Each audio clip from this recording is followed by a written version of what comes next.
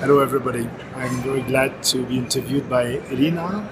As you may know, I was Secretary General of ESPN from 2008 until 2012. It was quite hard to follow Christer Holmberg, with whom it was very nice to collaborate. And then I had a very nice group with Dieter Hafner, Rosanna Kopo, and Elena Levtchenko.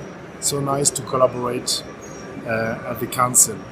So when I started, we had around 450 people, 450 members, and when I stopped, we had around 600 people. And this was partly due to the initiation of combined membership with IPNA. So being both IPNA and ESPN member was a great thing. So we tried to improve ESPN in general. We revisited the logo. We had a contract with AMC in Amsterdam for the registry. That was quite hard, but it worked well thanks to very specific links with ERA DTA, and also thanks to very important persons for the registry: Jen Tizert, Franz Schaeffer, Enrico Verina, Karl-Heinz van Strahlen, Kitty Jäger, and many others. So we could get funds from our own and also from the ERA EDTA. Together with that, we could start epidemiology courses associated with the AMC in Amsterdam. We also changed some issues in the constitutions, and mainly simplification for membership. We also tried to increase the number of teaching courses, which was still quite low, but it increased a little bit because of combined teaching courses with ERA DTA and also with ISN and also with IPNA. We also tried to improve connections between ESPN and national societies, and we introduced meeting of president of national societies at the time of ESPN meeting.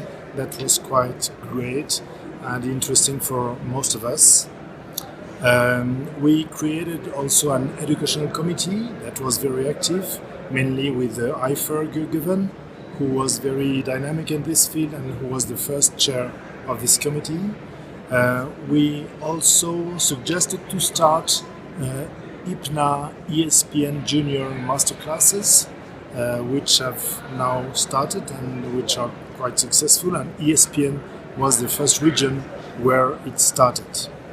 We also decided to have a PCO for management of ESPN, so we interviewed a lot of PCO, and Elena did a great job for this selection of PCOs, and finally we selected Flap Tour, and we had several months and maybe years of education for Flap Tour, but finally it worked very well, and I think it was a very good action for ESPN.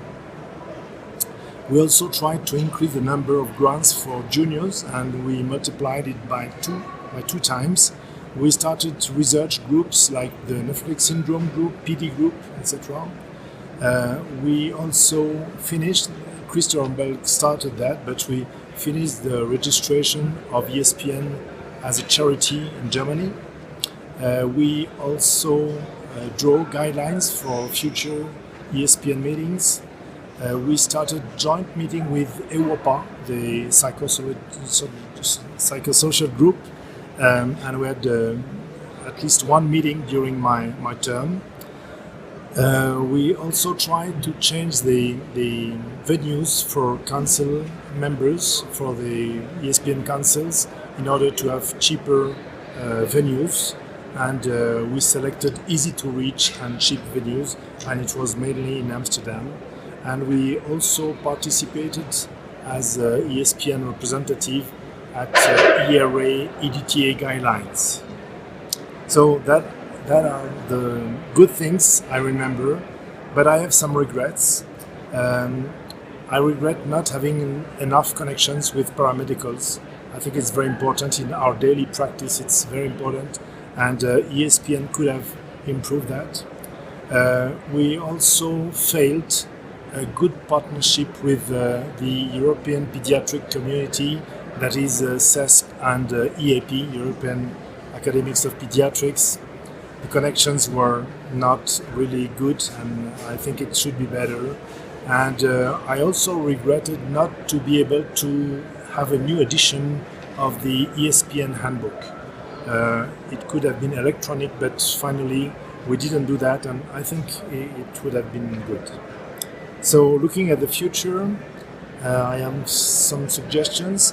I think we should try to have an official participation at the NDT editorial board. I also would like to have better partnership with all national meetings, not only presidents of the societies, but meetings. I also would like to have joint meetings with sister European scientific societies, like ESPU for urology, with oncology, with intensive care, neonatology, rheumatology. I also think that we should promote specific pediatric European guidelines. There is room for that. We recently, many of us have been part of the ERKnet project, and I think the link, an official link between ESPN and this ERN project would be great. I also believe that ESPN is a major resource for research networks rather than humanitarian action.